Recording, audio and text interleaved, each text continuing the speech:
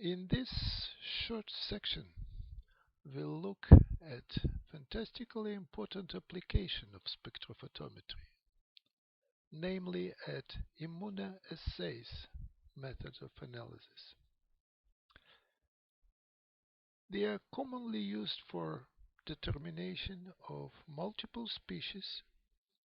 It can be small molecules, it can be large molecules, it can be larger species like viruses or components of bacteria.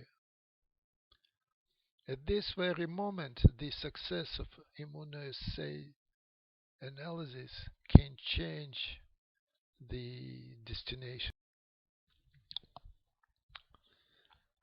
So, how immunoassays work? They employ antibodies to detect the analyte. Antibody is a protein produced by immune system of an animal. Different animals are in use for that, in response to foreign molecule that will name antigen. It can have, again, very different nature. It can be small molecule, it can be large molecule, it can be virus. Antibody recognize specific antigen. The formation constant for this antibody antigen complex is very large. Binding antibody to other molecules should be very weak, if any at all. So on this figure, the principle of one of most common protocols of immunoassay analysis is shown. There are plenty of different designs, so this is just one example. The protocol is named enzyme-linked immunosorbent assay and abbreviated as ELISA. Antibody 1, which is specific to an analyte of interest, the antigen, is bound to polymeric support. Often polymers bound any kind of protein molecules. In steps 1 and 2, sample containing target analyte is incubated with polymer-bound antibody to form a stable complex. The fraction of antibody sites that bind analyte increases with increasing concentration of analyte in unknown. Then the surface washed to remove all unbound substances. So only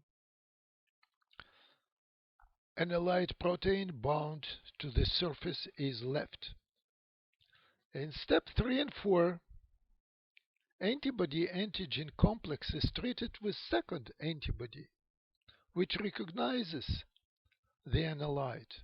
Antibody 2, specially prepared for immunoassay by covalent attachment of enzyme that can be used later in the process.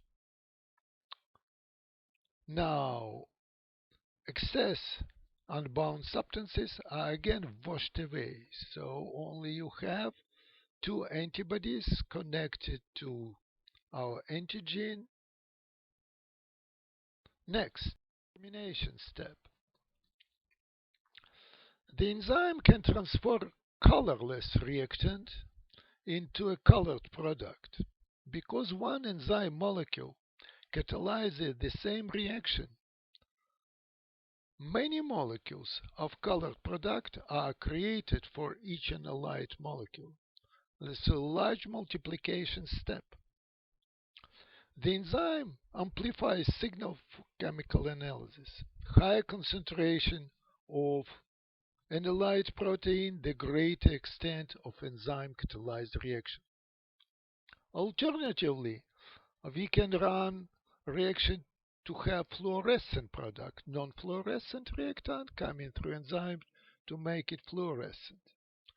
Colorimetric and fluorimetric enzyme link assays are sensitive to fantastically small amount of light, certainly less than nanogram.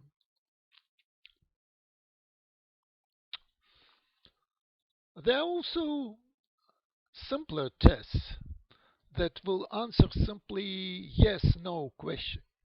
In this test, urine sample containing the compound of interest is placed on a pad at left side of a test strip made of nitrocellulose that serves as a carrier of liquid.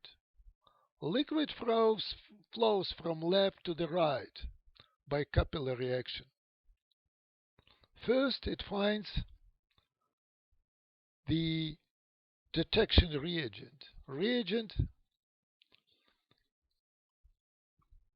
has antibody attached to very brightly colored nanoparticles.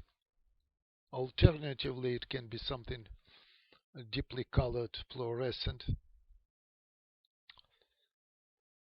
So it will bind by one side to our compound of interest.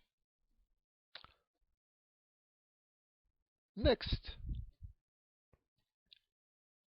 the flow brings all these, so nanoparticles and unused reagent along the test strip. So first, the antibody binds the compound of interest here, and with it, it binds nanoparticles. Next, the remaining nanoparticles continue, and they bind the control line, which is specific to this particle.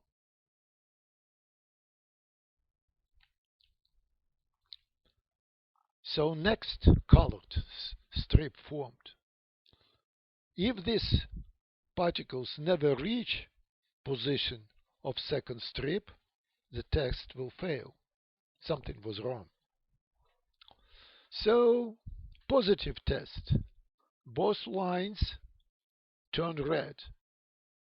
Negative test. You do not have your compound of interest, so all the nanoparticles will stay on control line only. If control line is failed to turn red, does not matter what happens on the first line, it's failed test and need to be redone. It's very simple. It works for many different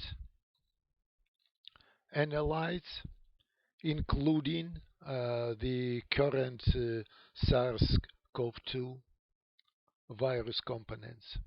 Such simple tests that do not require much of knowledge of analytical chemistry, often named point of care test, POC tests. Again, they can perform by practically anybody with very little training, and they can be very efficient. Unfortunately, of course, it comes with the cost of a large error possibility.